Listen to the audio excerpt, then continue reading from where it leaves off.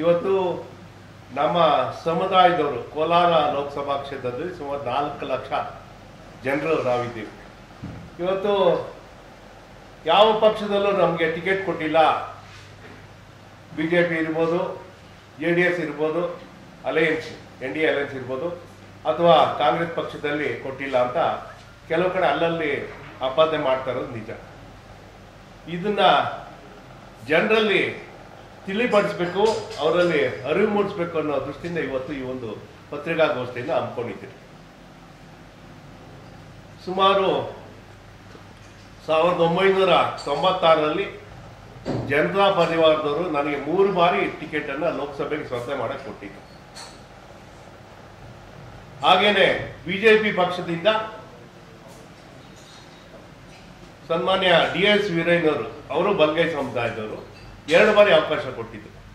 ಕಳೆದ ಲೋಕಸಭಾ ಚುನಾವಣೆಯಲ್ಲಿ ಮುನ್ಸ್ವಾಮಿ ಅವರು ಬಲ್ಗೈ ಸಮುದಾಯದವರು, ಬಿಜೆಪಿ ಟಿಕೆಟ್ ಕೊಟ್ಟಿದ್ದು.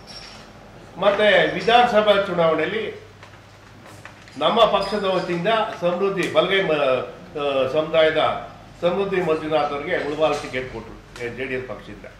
ಹಾಗೇನೆ ಬಿಜೆಪಿ ಪಕ್ಷದ ವತಿಯಿಂದ KGF ಅಲ್ಲಿ ನಮ್ಮ ಬಲಗೈ ಸಮುದಾಯದ ಸಂಪಂಗಿ ಅವರು ಕೊಟ್ಟಿದ್ದಾರೆ.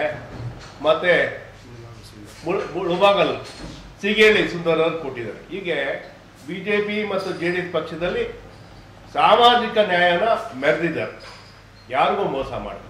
ಆದರೆ ಇದೇ ಕಾಂಗ್ರೆಸ್ ಪಕ್ಷ 1952ರಿಂದ ಈವರೆಗೂ ನಮ್ಮ ಬಲಗೈ ಸಮುದಾಯಕ್ಕೆ ಅವಕಾಶ ಕೊಟ್ಟಿಲ್ಲ. 52ರಿಂದ ಈವರೆಗೂ ಲೆಕ್ಕ ಹಾಕೊಳ್ಳಿ, 4 ಲಕ್ಷ ಜನಸಂಖ್ಯೆ ಇರ್ತಕ್ಕಂಥ ಬಲಗೈ ಸಮುದಾಯಕ್ಕೆ ಸತತವಾಗಿ ಮೋಸ ಮಾಡ್ಕೊಂಡು ಬರ್ತಾ ಇದ್ದಾರೆ ಕಾಂಗ್ರೆಸ್ ಪಕ್ಷದವರು. ಮತ್ತೆ ಮೊನ್ನೆ ಬಲಗೈ ಸಮುದಾಯಕ್ಕೆ ಟಿಕೆಟ್ ಕೊಡ್ತಾರೆ ಅನ್ಕೊಂಡು ಕೊನೆಯವರೆಗೂ ಹೇಳ್ತಾ ಇದ್ರು. ಆದ್ರೆ ಬಲಗೈ ಸಮುದಾಯದ ಯಾವ ಮುಖಂಡನ ಹೆಸರು ಏರ್ಪೋರ್ಟ್ ಅನ್ನ ದಾಟಿ ಹೋಗ್ಲಿಲ್ಲ. ಬರೀ ಇಲ್ಲೇ ಕೋಲಾರ ಬೆಂಗಳೂರು ಇಷ್ಟಲ್ಲೇ ಓಡಾಡ್ಕೊಂಡಿತ್ತು. ಇವತ್ತು ಯಾವುದೋ ಊರಲ್ಲಿ ಇವತ್ತು ಇಲ್ಲಿ ಬಂದು ಸ್ಪರ್ಧೆ ಮಾಡ್ತಾ ಇದ್ದಾರೆ ಕಾಂಗ್ರೆಸ್ ಪಕ್ಷದ ವತಿಯಿಂದ. ಬಹುಶಃ ಆತನ ಮೂಲ ಬಂದು ಆಂಧ್ರ ಅಂತೆ, ನನಗೆ ಗೊತ್ತಿಲ್ಲ. ಆಂಧ್ರ ಅಂದ್ರೆ ಅಲ್ಲಿಂದ ವಲಸೆ ಬಂದು ಬೆಂಗಳೂರು JC ರೋಡ್ 5 ಬ್ಲಾಕ್ ಅಂತ ಇದೆ, JC ರೋಡಲ್ಲಿ ಭಾರತ್ ಟ್ಯಾಕ್ಸ್ ಅಂತಿತ್ತಲ್ಲ, ಆ ಒಂದು ಭಾಗದಲ್ಲಿ ಅವ್ರು ವಲಸೆ ಬಂದಾಗ ಎಲ್ಲ ಖಾಲಿ ಇತ್ತು ಸುಮಾರು ವರ್ಷಗಳ ಹಿಂದೆ. ಅಲ್ಲಿ ಬಂದು ಅವರು ದಾಯಾದಿಗಳು ಅಲ್ಲಿ ಒಂದು ವಲಸೆ ಬಂದಿದ್ರು. ನಾನು ಇಷ್ಟೇ ಕೇಳೋದು, ಇವತ್ತು ಕಾಂಗ್ರೆಸ್ನವ್ರಿಗೆ ಏನಾದರೂ ನೈತಿಕತೆ ಇದೆಯಾ? ಇವತ್ತು ಅಂಬೇಡ್ಕರ್ ಫೋಟೋನ ದುರ್ಬಳಕೆ ಮಾಡ್ಕೊಳ್ತಾರೆ. ಅಂಬೇಡ್ಕರ್ ಸಾಹೇಬರು ನಿಧನ ಹೊಂದಿದಂತ ಸಂದರ್ಭದಲ್ಲಿ ಅವ್ರನ್ನ ದೆಹಲಿಯಲ್ಲಿ ಈ ದೇಶಕ್ಕೆ ಸಂವಿಧಾನವನ್ನು ಕೊಟ್ಟಂತ ಮಹಾನ್ ಮೇಧಾವಿ ಡಾಕ್ಟರ್ ಬಾಬಾ ಸಾಹೇಬರು ದೇಹನ ಅಲ್ಲಿ ದಫನ್ ಮಾಡೋದಕ್ಕೆ ಜಾಗ ಕೊಟ್ಟಿಲ್ಲ ಇದೇ ಕಾಂಗ್ರೆಸ್ ಅವರು. ಬೇರೆ ಎಲ್ಲ ರಾಜಕೀಯ ಮುತ್ಸದ್ದಿಗೆಲ್ಲ ಜಾಗ ಕೊಟ್ಟಿದ್ದಾರೆ. ಆದ್ರೆ ಅವ್ರಿಗೆ ಆ ಬಾಡಿನ ಸಾಗಿಸೋಕ್ಕೂ ಅವರಲ್ಲಿ ಒಂದು ಸೌಜನ್ಯ ಇರಲಿಲ್ಲ. ಬಾಡಿನ ಸಾಗಿಸೋದಕ್ಕೆ ಮುಂಬೈಗೆ ಅಂಬೇಡ್ಕರ್ ಸಾಹೇಬರ ಸ್ನೇಹಿತರೊಬ್ರು ಇದ್ರು, ಬ್ರಾಹ್ಮಣ ಸಮುದಾಯದರು. ಅವರು ಕಾರ್ನ ಮಾಡಿ ಮಾರಾಟ ಮಾಡಿ ಆ ಬಂದಂತ ದುಡ್ಡಲ್ಲಿ ಅಂಬೇಡ್ಕರ್ ಸಾಹೇಬರು ಬಾಡಿನ ಮುಂಬೈಗೆ ಸಾಗಣೆ ಮಾಡಿ. ಹೀಗೆ ಸತತವಾಗಿ 2 ಬಾರಿ ಅಂಬೇಡ್ಕರ್ ಸಾಹೇಬ್ರನ್ನ ಎಲೆಕ್ಷನ್ ನಿಲ್ಲಿಸಿ ಮುಂಬೈ ಪ್ರಾಂತ್ಯದಲ್ಲಿ ಇದೇ ಕಾಂಗ್ರೆಸ್ ಪಕ್ಷ ಮ್ಯಾಚ್ ಫಿಕ್ಸಿಂಗ್ ಮಾಡ್ಕೊಂಡು ಸೋಲಿಸಿದ್ರು. ಇದನ್ನೆಲ್ಲ ನೋಡಿದ್ರೆ ಅವ್ರಿಗೆ ಅಂಬೇಡ್ಕರ್ ಬಗ್ಗೆ, ದಲಿತರ ಬಗ್ಗೆ ಯಾವ ರೀತಿ ಕಾಳಜಿ ಇದೆ ಅಂತ ಗೊತ್ತಾಗುತ್ತೆ. ನಾವಿಷ್ಟೇ ಅಲ್ಲ ಮಾತಾಡ್ತೀನಿ ಯಾಕೆ ಕಾಂಗ್ರೆಸ್ ಪಕ್ಷ ಯಾವ ರೀತಿ ಮೋಸ ಮಾಡ್ತು ಅಂತ ಹೇಳ್ತಾ ಇರೋದು ಅದು ಗೊತ್ತಿಲ್ಲ. ಅವರು ಪಕ್ಷದ ವತಿಯಿಂದ ಹೇಳಿದ್ದಾರೆ. ನಾನು ಇಷ್ಟೇ, ಇವತ್ತು ನಮ್ಮ NDA ಮೈತ್ರಿ ಅಭ್ಯರ್ಥಿ ಯಾರು ಮಲ್ಲೇಶ್ ಬಾಬು ಇದ್ದಾರೆ, ಸ್ಥಳೀಕರು, ಆತನಿಗೆ ರಾಜಕೀಯದ ಹಿನ್ನೆಲೆ ಇದೆ. ಯಾಕಂದ್ರೆ ಅವ್ರ ದೊಡ್ಡಪ್ಪ ಅವರು GV ಕೃಷ್ಣ ಸಾಹೇಬರು ಸತತವಾಗಿ 6 ಬಾರಿ ಈ ಕೋಲಾರ ಲೋಕಸಭಾ ಸ್ಪರ್ಧೆ ಮಾಡಿ 2 ಬಾರಿ ಸಚಿವರಾಗಿದ್ದರು. ಅದೇ ರೀತಿ ಅವ್ರ ತಾಯಿಯವರು 2 ಬಾರಿ ಜಿಲ್ಲಾ ಪಂಚಾಯತಿ ಅಧ್ಯಕ್ಷರಾಗಿ ರಾಜಕೀಯದ ಅನುಭವ ಇದೆ, ಜನಸೇವೆ ಮಾಡಿರ್ತಕ್ಕಂಥ ಒಂದು ಇದೆ. ಹಾಗಾಗಿ ಈ ಹಿನ್ನೆಲೆ ಇರ್ತಕ್ಕಂಥ ಮೃದು ಸ್ವಭಾವದ ಮಲ್ಲೇಶ್ ಬಾಬು ಖಂಡಿತವಾಗಿ ಈ ಬಾರಿ ಚುನಾವಣೆಯಲ್ಲಿ ಗೆದ್ದಿರ್ತಾರಂತ ಇವತ್ತು ಜನ ಆಡ್ಕೊಳ್ತಾ ಇದ್ದಾರೆ ಆದಿ ಬೀದಿಗಳಲ್ಲಿ. ಮತ್ತೆ ಮಲ್ಲೇಶ್ ಬಾಬು ಅವರ ತಂದೆ ಸಿ ಮುನ್ಸ್ವಾಮಿಯವರು ಒಬ್ಬ IAS ಅಧಿಕಾರಿ, ಡೈನಾಮಿಕ್ ಆಫೀಸರ್ ಅಂತ ಹೆಸರು ಪಡೆದ್ರು ಇಡೀ ಸ್ಟೇಟ್ ಅಲ್ಲಿ. ಯಾವ ಇಲಾಖೆಗೆ ಹೋಗ್ಲಿ ಮುನ್ಸಾಮಣ್ಣವರು ಅಲ್ಲೇ ಯಾವ್ದಾದಂತ ಒಂದು ಚಾಪನ್ನು ಮೂಡಿಸುವಂತ ಕೆಲಸ ಮಾಡಿದ್ರು. ನಮ್ಮ ಜಿಲ್ಲೆಯಲ್ಲಿ ಸುಮಾರು ಜನಕ್ಕೆ ಉದ್ಯೋಗವನ್ನು ಕೊಟ್ಟರು.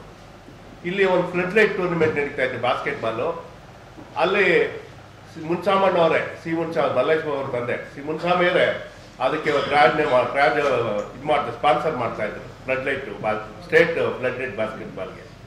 ನನಗೆ ಇವಾಗಲೂ ಜ್ಞಾಪಕ ಇದೆ. ಅಂದಿನ ದಿನಗಳಲ್ಲಿ ನಾನು PUC ವ್ಯಾಸಂಗ ಮಾಡ್ತಾ ಇದ್ದೆ ಕೋಲಾರ ಫಸ್ಟ್ ಏಡ್ ಕಾಲೇಜಲ್ಲಿ.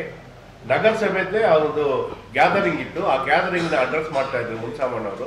ಅವತ್ತು ಒಂದು ಮಾತಾಡಿದ್ರು ಸಭೆಯಲ್ಲಿ, ಏನಾದರೂ ಹೆಸರು ಮಾಡಿದ್ರೆ ಚೆನ್ನೈನವ್ರ ತರ ಹೆಸರು ಮಾಡಬೇಕು ಅಂತ ಹೇಳಿ. ಅವರು ಯಾರು ಮುನ್ಸಾಮಣ್ಣವ್ರು ಹೇಳಿದ ಮಾತು ಈಗ ಮಾತಾಡ್ದಂಗಿದೆ. ಮತ್ತೆ